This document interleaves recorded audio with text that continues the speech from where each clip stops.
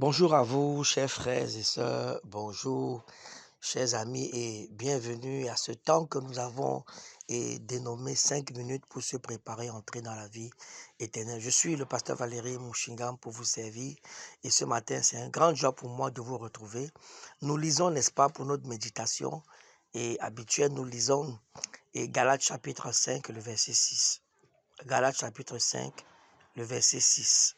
Ce passage dit: car en Jésus-Christ, ni la circoncision, ni l'incirconcision n'a de valeur, mais la foi qui est agissante par la charité, par l'amour.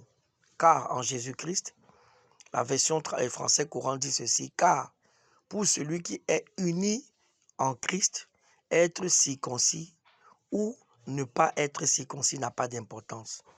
Ce qui importe, c'est la foi qui agit par l'amour. Amen. Que Dieu te bénisse. Ce passage est très riche. Vous savez, si dans cette vie, nous devons mener une vie de victoire.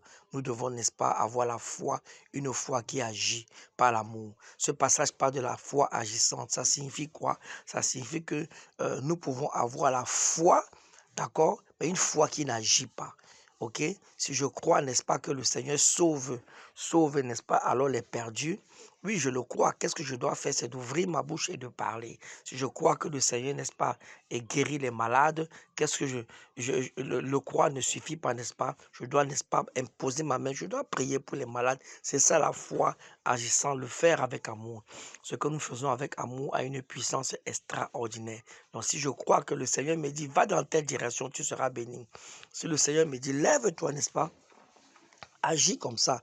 Je le crois, mais je dois réellement agir. C'est ça la foi agissante. Vous entendez? Donc, quelqu'un me posera la question, mais c'est quoi la foi?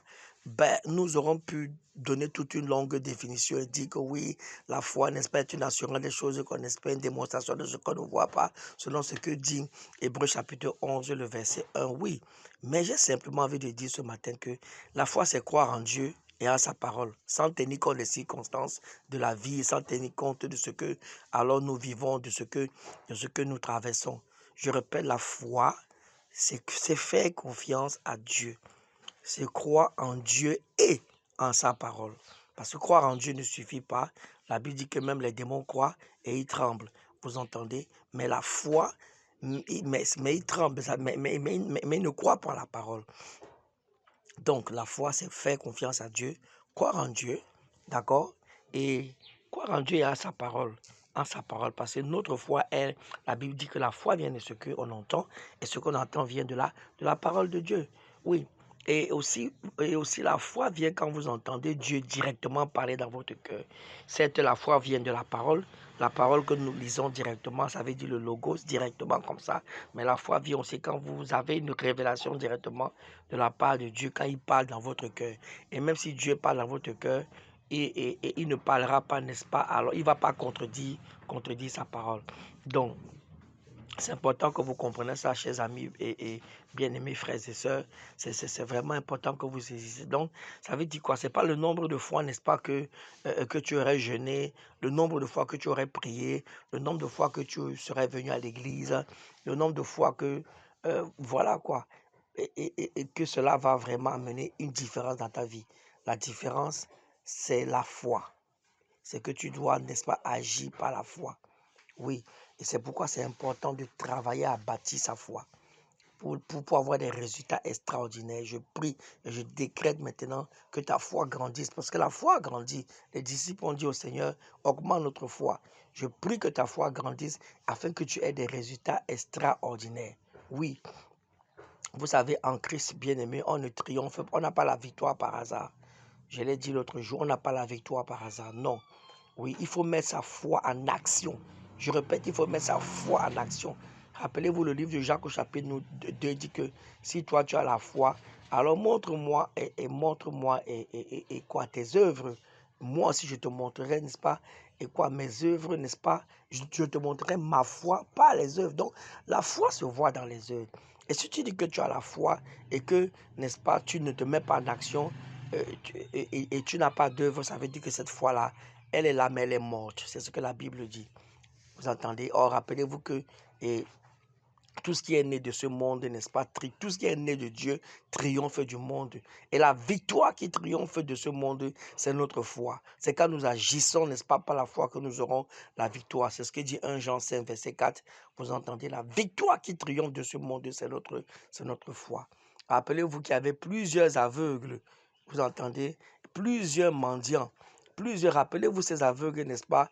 Et c'est lépreux, j'allais dire, c'est lépreux de Samarie. Et combien se sont levés? Par la foi, ils ont agi, ils étaient 4 et ils ont vu une abondance extraordinaire. Oui, et même au temps de Batimée, il y avait aussi beaucoup d'aveugles mendiants, vous entendez? Mais c'est par la foi que Batimée, n'est-ce pas, a été libéré de sa mendicité et libéré également, n'est-ce pas, de sa cécité. La foi, elle est puissante. Oui, il est important que toi qui m'écoutes ce matin, désormais, tu dois te mettre en action. Tu dois mettre ta foi en action. Oui, et tu verras que tu seras plus que vainqueur dans tous les domaines de ta vie. Je décrète qu'il en soit ainsi dans le nom de Jésus. Écoute-moi ce matin.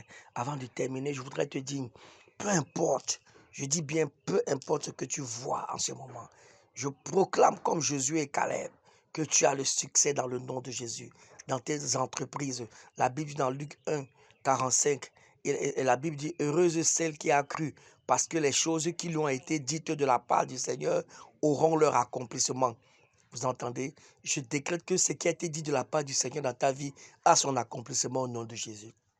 Oui, cette semaine, cette saison, ce jour, ce mois, alors que nous allons dans très peu de temps terminer le mois, avant la fin du mois, tu verras des choses extraordinaires.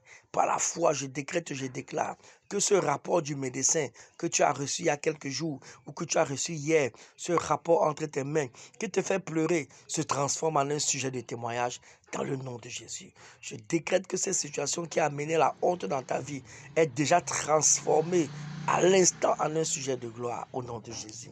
Que Dieu te bénisse, que sa bonne main de paix repose sur toi. Je prie que cette journée soit bénie, bénie, bénie. Et si Jésus ne revenait pas avant, assurément nous allons nous revoir demain matin. Au nom de Jésus. Amen.